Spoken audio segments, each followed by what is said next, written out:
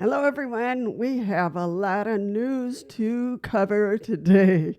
So let's get started. I'm going to go to Philadelphia here in the United States. This article is from Times Reporter, and it was written by Nancy Molnar. So the title is Youth Group from Geauga County Builds Wheelchair Ramps in New Philadelphia, Other Counties. So this is a group of youth and adults from two different organizations that are building ramps for people in need. And that's why I've said in another video, check in your county in case there is a group who can build a ramp for you or purchase a particular ramp that you might need in your home. So Geauga Christian Youth Mission builds 11 wheelchair ramps in Tuscarawas, Holmes, Gurnee counties in conjunction with the Society for Equal Access. So this is two different groups that came together to do this project, which is great. A ramp was built at the home of New Philadelphia residents Ken and Bobby Delpaz. Homeowners pay nothing for the ramps. So usually these projects are for free. So, and this is a good example of that. There's great pictures in the article. New Philadelphia, Ken Delpaz didn't plan to have arthritis so severe that it robbed him of his ability to walk. But the 64-year-old who retired after 43 years with rider transportation, most recently as a supervisor for locations in Massillon, Martins Ferry, and Kindred, now finds himself relying on a wheelchair and the care of his wife, Bobby. They wanted to put him in a nursing home. No, thank you. He's too young, said Bobby, a crossing guard for students at a New Philadelphia high school and Central Elementary School. I'll get it done. That was her comment. While Ken was in the hospital recovering from a fall, Bobby was at the North Avenue Northwest home, where 6 volunteers built a ramp that will allow her to wheel Ken to the transport vans now needed to take him anywhere. So that's what the group did. So the group share goal, helping people. The two groups have overlapping goals. What we do is we try to keep people with disabilities living more independently in the community, said Kevin Hannes, Executive Director of Society for Equal Access. We try to find different supports they need so they can stay home and not end up in much more restrictive place. Everybody would rather be at home, which is very true. We strive to assist the needs of the elderly, the disabled, and those whose present circumstances show them to be in need, it says. It is our desire to demonstrate to our youth that personal growth can be attained through service to others. And there's great pictures that go with the article, but you get the idea. So these two groups built several ramps for people in need. So, this is awesome projects that are done not only in this community, but many communities throughout the United States and throughout the world. So keep that in mind if you come to the in need of a ramp in your community or for a loved one or for yourself. The next article is a great one. I love the picture. It's awesome. This is on the beach. This comes from Yahoo News here in the United States. It's June 16th of 2023. And this article was, and it doesn't say, it was written by Liam Chorley. The title of this one is Heartwarming Moment, Disabled Boy Surfs on Adaptive Board for Wheelchair Users. So this is really, really awesome. And the board is very cool. It has like an attached seat where they were able to place the young man, and the surfboard has like handles on it so that the adults can help them surf. So an aisle of white schoolboy was able to ride the waves in Sandown last week on an adaptive board for wheelchair users. Evan Wheatley of Vetnor is a year 6 student at Medina House School. The 11-year-old was among those to take part in the PE lesson on Sandown Beach, organized by Leanna Brown and Heather Jones. Surf and the Wave Project took students on the water on various equipment, such as body boards or surfboards, stand-up paddle boards, and an adaptive board for wheelchair users. So it's really cool how they put this together. Evan Wheatley with his mother, Michelle. So there's a picture with them, 2 of them together.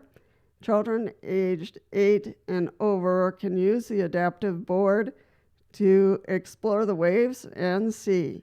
And that is exactly what Evan did. He had a blast and was taken to and from the shore in a beach wheelchair. His safety and enjoyment were paramount to staff and volunteers as he raced towards the beach.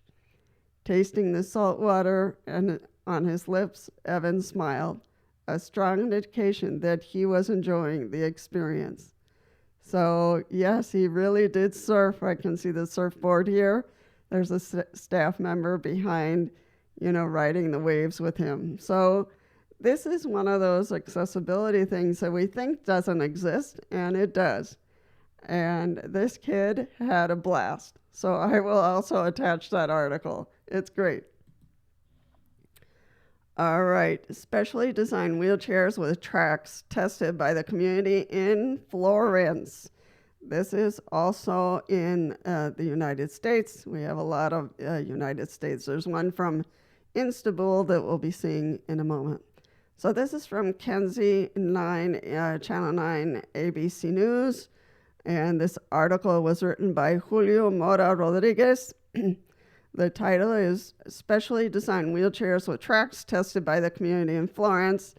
And those are those tractor-type wheelchairs. So they're able to go on the beach. There's a great video that goes along with this article. So on Friday, June 16th, David's Chair Outdoor Mobility Systems, a non-for-profit organization, helped organize an event featuring their all-terrain wheelchairs.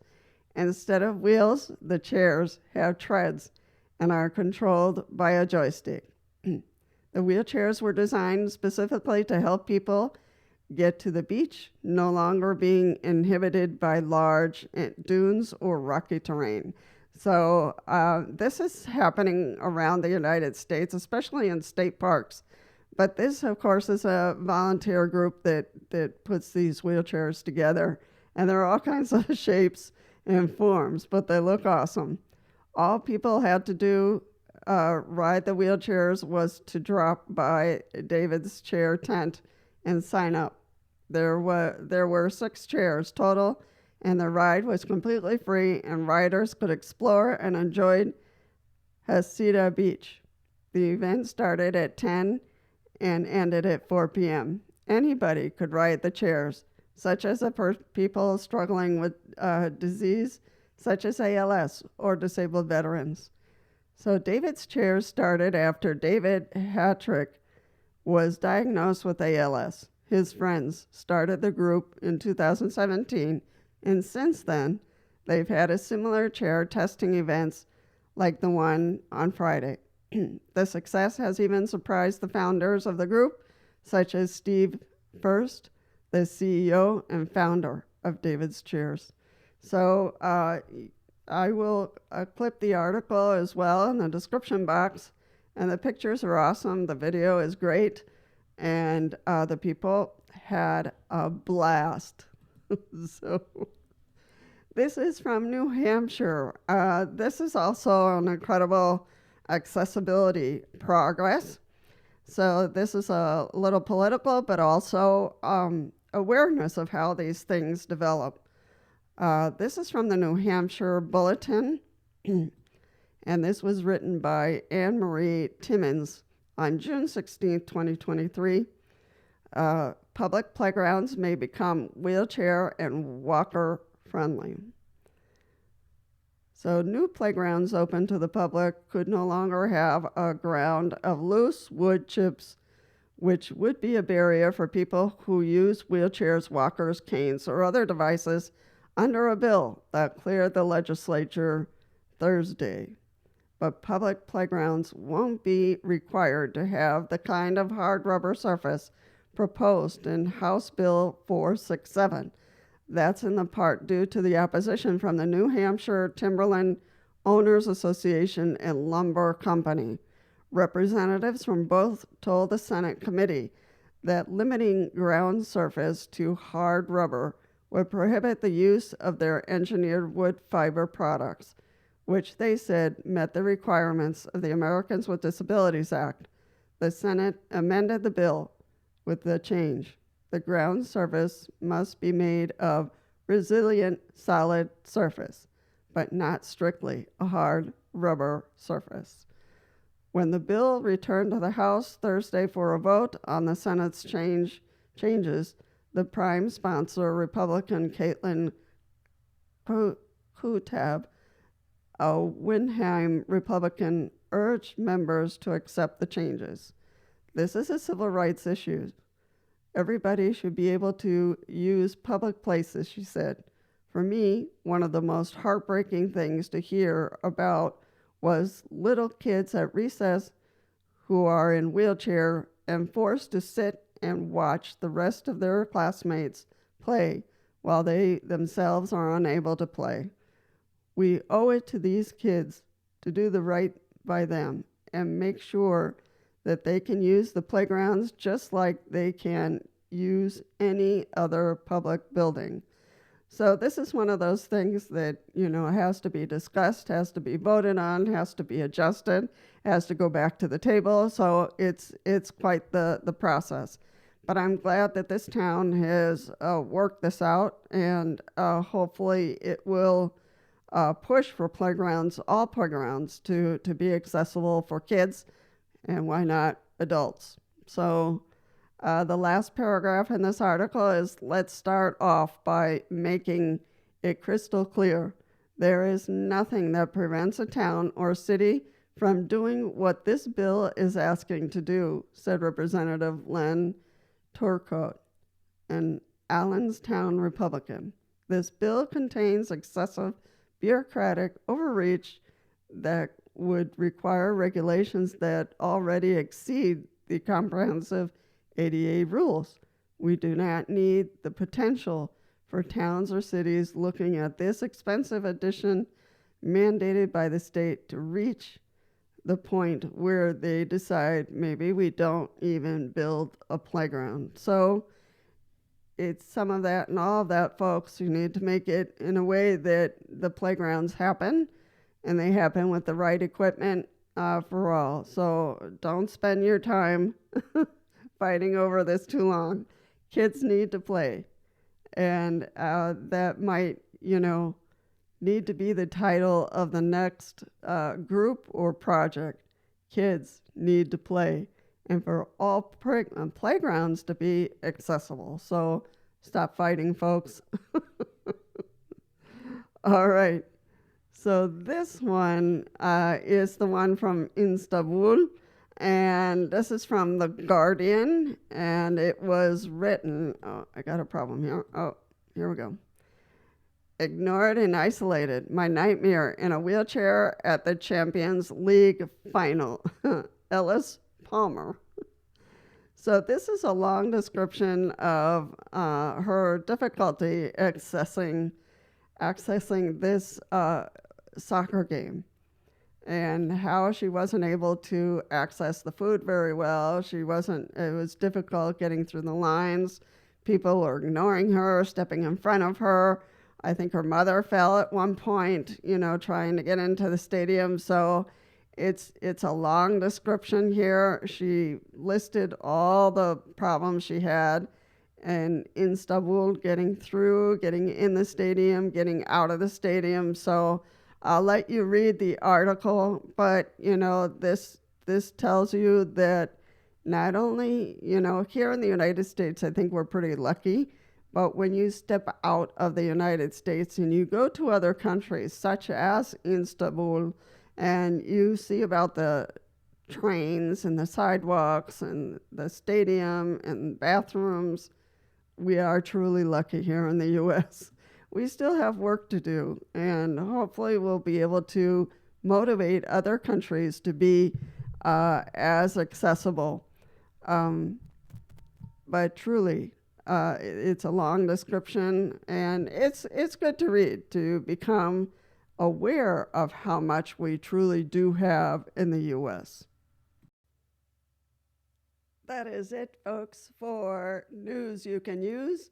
If you have any news you would like us to post on our Monday's News You Can Use, please let us know at the email you will find below in the description box.